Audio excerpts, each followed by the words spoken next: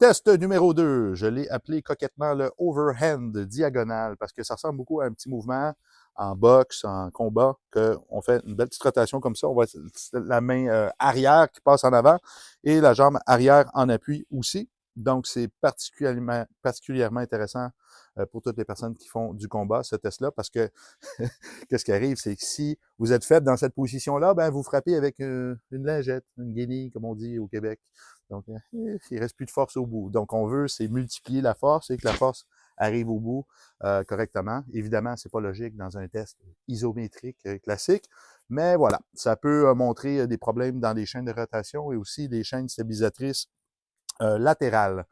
Donc, damoiselle, vous allez mettre votre bras vers l'avant. On n'a pas choisi le terrain le plus fantastique, nous sommes en pente, mais esthétiquement, c'était bien.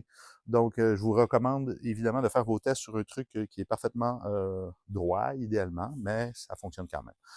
Toujours après, s'il vous plaît, le poignet, je mets ma main ici. La jambe, on peut la reculer un peu plus en arrière. Bon, il peut y avoir des ressemblances au Warrior 2 et 3, je crois, sauf qu'il y a une inversion au niveau des jambes. On verrouille toujours le coude, encore une fois, sinon c'est d'autres compensations possibles. Pouce fort vers le haut, je la laisse pousser, pouce fort, pouce fort, pouce fort. Et on a encore cette petite faiblesse qui n'est pas anodine du côté droit. Donc, on va changer de côté. On valide toujours les deux côtés. En même temps, ça nous donne une idée de la force de la personne. On bloque le coude ici. On veut un bon 20% de différence entre les deux. Pouce fort vers le haut aussi. Fort, fort, fort, fort, fort. Je rajoute, je rajoute, je rajoute. Ici, c'est très fort. Moi, j'ai mis beaucoup d'intention.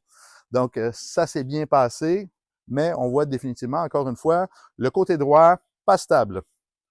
On dit côté droit, pas stable. Je fais une petite nuance. Si elle met la jambe en arrière ici, je crée de l'instabilité de ce côté.